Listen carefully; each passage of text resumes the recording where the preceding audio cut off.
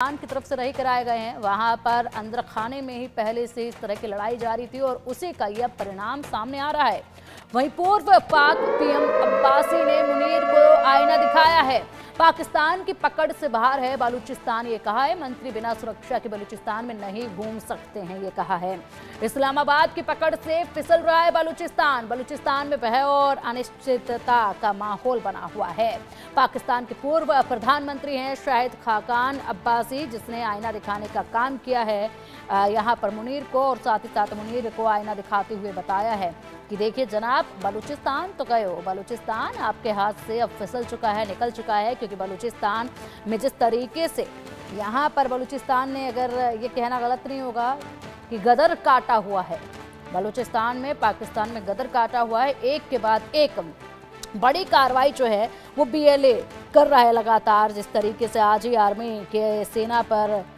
Army पर जो attack किया, उसमें कई जवान जो हैं आर्मी के पाकिस्तान के मारे गए हैं।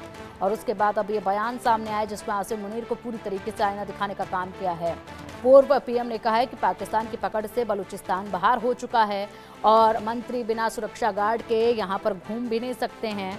इससे पहले बता दें कि चाइना की तरफ से जो सामान ले जाया जा रहा था ट्रकों में, उनको पूरी तरीके से जलाकर खाक कर दिया था इसी बीएलए के लड़ाकों ने। और उसके बाद अब यहाँ पर एक वीडियो जारी करके जिम्मेदारी भी ली है बीएलए ने कि यह अटैक जो है पाकिस्तान की आर्मी पर हमने किया है।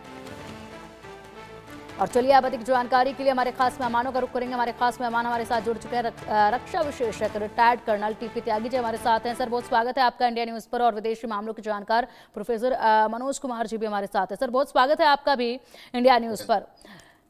अब फिलहाल जो आज की तस्वीर, टीपी त्यागी सर, सवाल आपसे रहेगा, फिलहाल जो आज की तस्वीर हम पाकिस्तान की देख पा रहे हैं, आज की सुबह पाकिस्तान की फिर से धमाकेदार हुई, धमाकों के साथ हुई। अलग अलग हिस्सों में कई धमाके हो चुके हैं। बलूचिस्तान जो है वो पाकिस्तान की आर्मी पर अटैक कर चुका है। कई इनके पाकिस्तान के आर्मी के जवान जो हैं वो मर चुके हैं। और इसके बाद यहाँ पर अब पूर्व पीएम का भी बयान आ गया है, जिसने आसिम मुनीर को आईना दिखाने का काम किया और कह दिया है कि पूरी तरीके से बलूचिस्तान पाकिस्तान के हाथ से निकल चुका है। जी बिल्कुल ठीक कह रही हैं आप। पाकिस्तान के खुद के पूर्व प्रधानमंत्री अगर ये बात कह रहे हैं तो किसी और को ताकीद करने की आवश्यकता ही नहीं है कि बलूचिस्तान पाकिस्तान के हाथ से निकल चुका है। उनके फजलुर रहमान बहुत पहले कह चुके थे कि आपके 6 जिले ऐसे हैं कि जिनमें कभी भी खुद मुख्तारी का ऐलान किया जा सकता है। और ये भी कहा था कि जिस रोज वो खुद मुख्तारी का ऐलान करेंगे 24 घंटे में यूनाइटेड नेशंस उसको मान्यता दे देंगे। और अब यहाँ तक आ गया कि अगर आपका कोई मंत्री बलूचिस्तान में जाना चाहे तो बगैर सुरक्षा के जा नहीं सकता है। और जो हमले हुए हैं पाकिस्तान में, अभी 5-6 जो ब्लास्ट हुए हैं, उनकी भी जिम्मेदारी बलूचिस्तान लिबरेशन आर्मी ले रही है। यानी कि बलूचिस्तान और तहरीक तालिबान पाकिस्तान, खैबर पख्तूनख्वा का और अफगानिस्तान का तालिबान भी ये कहने लगा है कि हिंदुस्तान की तरह से हम भी आपका पानी रोक देंगे। यानी कि पाकिस्तान की आर्मी इतिहास में आज तक इतनी कमजोर नजर नहीं आई जितनी आज है। आवाम उसके खिलाफ, उसके प्रांत उसके खिलाफ, और हिंदुस्तान तो उसके खिलाफ है ही। पर आज मैं एक बात और ऐड करना चाह रहा हूँ, और वो ये है कि बहुत मुमकिन है कि ये हिजबुल मुजाहिदीन और लश्कर तैयबा और जैश ए मोहम्मद ये भी पाकिस्तान की आर्मी के खिलाफ हो जाए।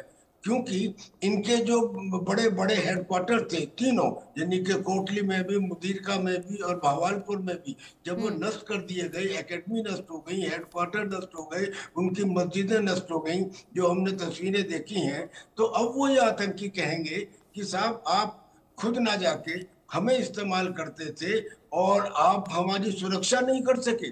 कहाँ है तुम्हारी पाकिस्तान आर्मी की वो बड़ी बड़ी ढींगे? कहाँ है तुम्हारी चाइना द्वारा दी गई PL-15 मिसाइल? कहाँ है तुम्हारे F-16 और JF-17 जो हिंदुस्तान के एक भी जहाज को नहीं रोक पाए? यानी हो सकता है कि वही आतंकी, क्योंकि पाकिस्तान अच्छे और बुरे आतंकियों में फर्क करता है, जिसकी वजह से उसके यहाँ आतंकवाद है। और अब वो जिन्हें अच्छा आतंकी समझता है, बहुत मुमकिन है कि वो भी पाकिस्तान की आर्मी के खिलाफ हो जाए।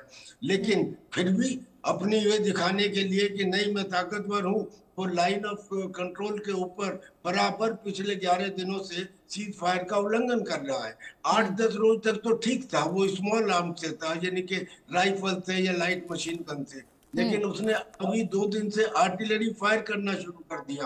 अब मैं जानकारी के लिए बता दूं दर्शकों को कि हमने अपनी हैवी आर्टिलरी वहां पे पहले ही डिप्लॉय कर दी थी, लेकिन ठीक है। लेकिन एक कैमोफ्लेज दिखाने की वजह से या डिसेप्शन और सरप्राइज की वजह से हमने ऑपरेशन सिंदूर से पहले उसको इस्तेमाल नहीं किया।